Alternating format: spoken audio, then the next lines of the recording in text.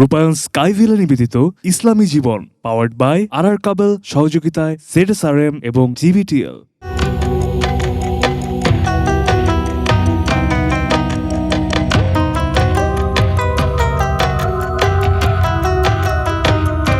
আসসালামু আলাইকুম ওরহমতুল্লাহি ওবরাকাতুহু।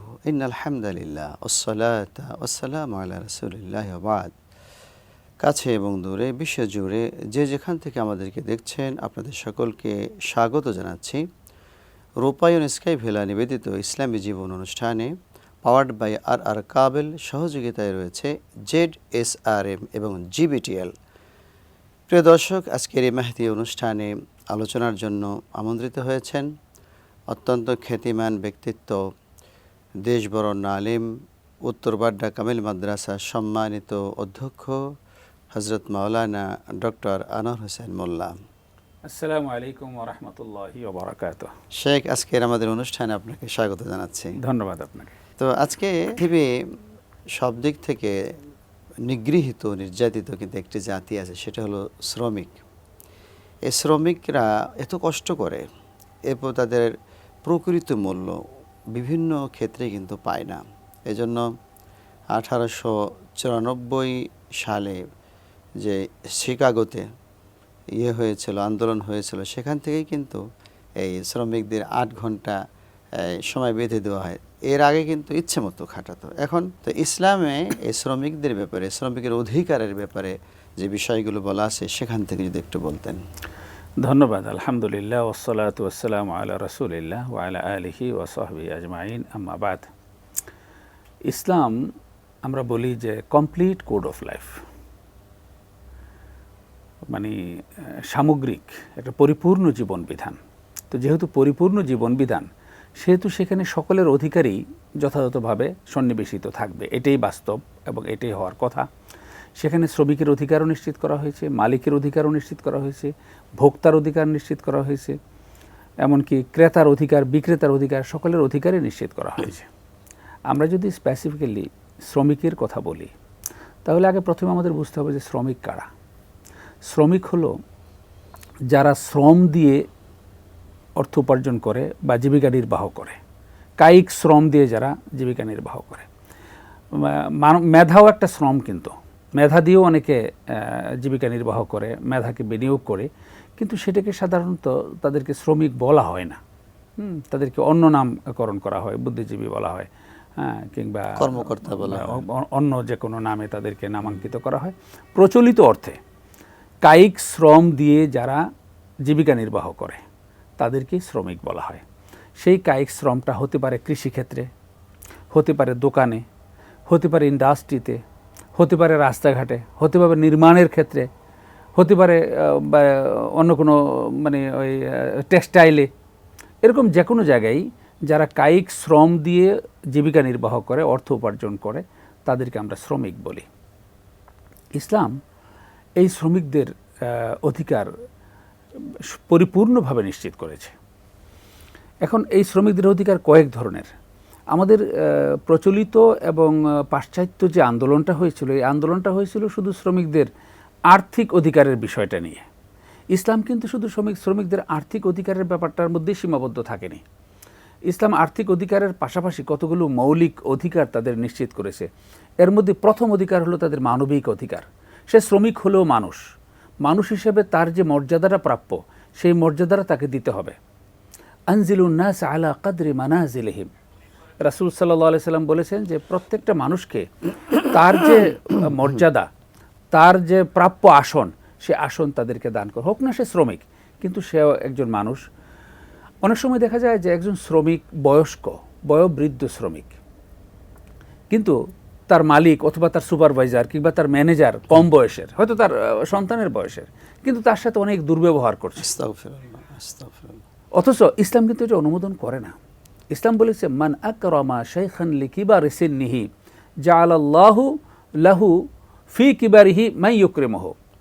যে ব্যক্তি কোনো একজন বয়োবৃদ্ধ ব্যক্তিকে বয়সের কারণে সম্মান দিয়েছে, আল্লাহ রাব্বুল আলামিন তাকে সেই বয়সকালে এমন লোক জোগাড় করে দিবেন যে তাকে সম্মান দেবে। রাসূল সাল্লাল্লাহু আলাইহি ওয়াসাল্লাম পরিষ্কার করে বলে দিয়েছেন, মান লাম ইয়ারহাম সগীরানা ওয়ালাম ইউয়াক্কির কাবীরানা ফালাইসা মিন্না।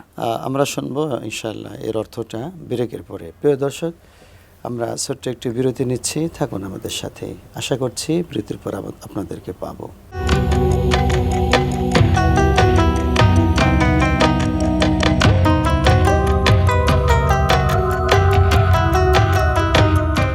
প্রিয় দর্শক, বিরতির পর আবারও স্বাগত জানাচ্ছি আজকের এই ইসলামী জীবন অনুষ্ঠানে। তো আপনি বলছিলেন যে মুরব্বী শ্রমিক যারা থাকে বয়োবৃদ্ধ তাদের বিষয়ে রাসূল সাল্লাল্লাহু আলাইহি ওয়াসাল্লাম হাদিসে যে কথাটা বলেছেন যে মান লাম ইয়ারহাম সগীরানা ওয়া লাম ইউয়াক্কির কাবীরানা ফালাইসা মিন্না, যে আমাদের ছোটদেরকে স্নেহ করে না এবং বড়দেরকে বয়স্কদেরকে সম্মান করে না, সে আমার উম্মতি নয়।